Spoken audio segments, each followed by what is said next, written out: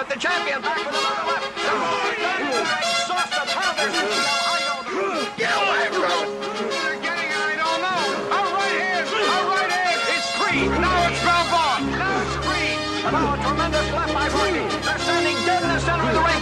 Hi guys, welcome back to Cool Movie Ratings, and today we're doing a review for Rocky 3. We're continuing our Rocky review series with the third one, and I've got to say, this is the first time I've watched this one since I watched it, I think, in 2019. I rewatched it. I watched it 2 times in that year, and funny enough, the first time I watched this movie, I did not like it. I would not say I hate it, I won't say I despised it, I just was not a fan of it, and I really preferred the first 2, and basically everything else that came after it, and I never understood how this one got loved until later that year. I watched it again, and I really liked it. And I remember it being like, there's a couple select movies that, thinking about this movie, I think I might want to do a video talking about movies I originally hated, not maybe hated, but just didn't like and now I like. And this will definitely be on that list if I decide to do that video, but I did not like Rocky 3 originally. I thought it was much more boring than, the other 2, and yeah, but once I came around to it, I realized that this is almost just as good as those other 2, and it's probably my 4th favorite in this entire series.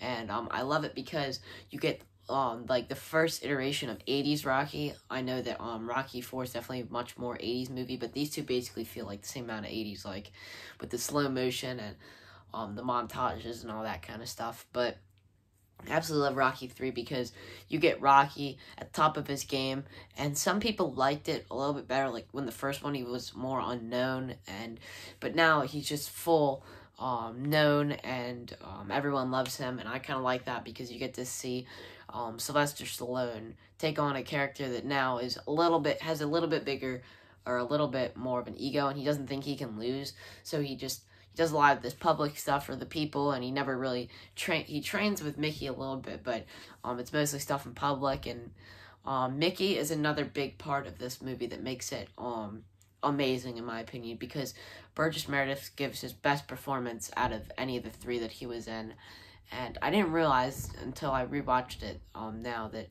Mickey's death is really one of the saddest deaths. Even I think Mickey's death is sadder than the death that will come in the next movie, which if you've seen that movie, you know, if you've seen Rocky 4, you know what I'm talking about. But it just makes Mickey like one of your favorite characters because you've always loved him, and it's just really sad to see him go in this one.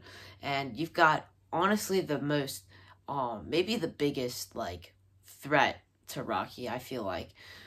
You've got Mr. T playing Clubber Lang. I think Mr. T plays this character to perfection because as much as I think Ivan Drago in the next movie is probably the scariest villain, I think Clubber Lang probably is because Drago was kind of like manipulated by his wife and others around him, but this guy is just kind of evil on his own, and I kind of like that because it serves as such a great character. And another amazing part of this movie is Apollo Creed finally gets turned around into being a good character, because you can always, in the first movie, you could have tell that Apollo Creed was a good person, and even in the second one, because at the end, I believe, I might be getting these mixed up, but I'm pretty sure that he like congratulates him maybe, but yeah, and I'm really glad to see Apollo and Rocky team up now, and it just makes such a great moment, like halfway through the movie once Mickey dies,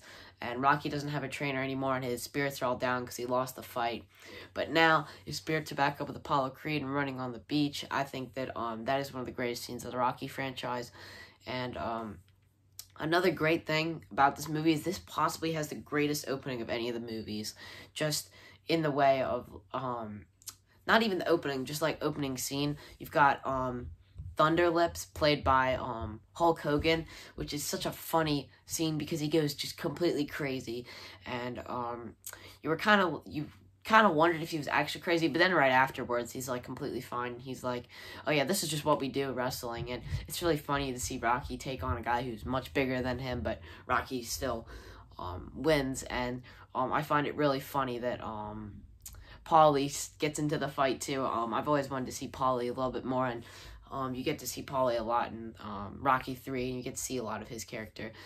including that opening scene where he like destroys a Rocky pinball machine, which I've always thought was kind of weird because he's always kind of been a little bit selfish. But I still absolutely love Paulie and his character. But Adrian, I feel like she isn't as like used in this movie as she was in the first two. She's kind of just there. She's still great in the movie but I think that it's really Apollo's character and Mickey's character that's really just improved. And I think everyone gave amazing performances. Sylvester Stallone is still awesome. I don't think he ever gave a bad performance in this series, honestly. And I think that this film is just a great addition to the other Rocky movies, and I'm so glad that we have one like this. I'm so glad that I came around to this movie, because I don't know how I could dislike this. It's just like the first two. And one more thing I want to say about the movie is I think that the music, I guess just the main song, Eye of the Tiger by Survivor, I think that's one of the most iconic songs of all time to me, because I've heard it way before I watched this movie, and I was like, whoa, that originated from this movie? And it's just, I think it's used like 5 times throughout the movie. It's an amazing song, one of the greatest songs ever, honestly.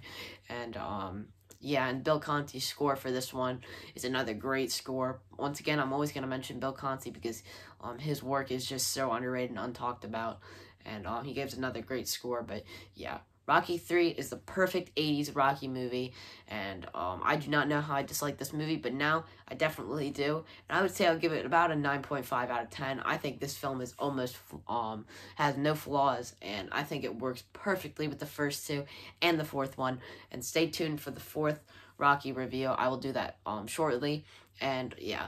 Thank you guys so much for watching this cool movie ratings video. Let me know, do you guys love Rocky 3 down below? Were you like me? Did you not like it at first, but you come around to it? See ya. Thank you guys so much for watching this cool movie ratings video, and I will see you guys later. Bye, guys.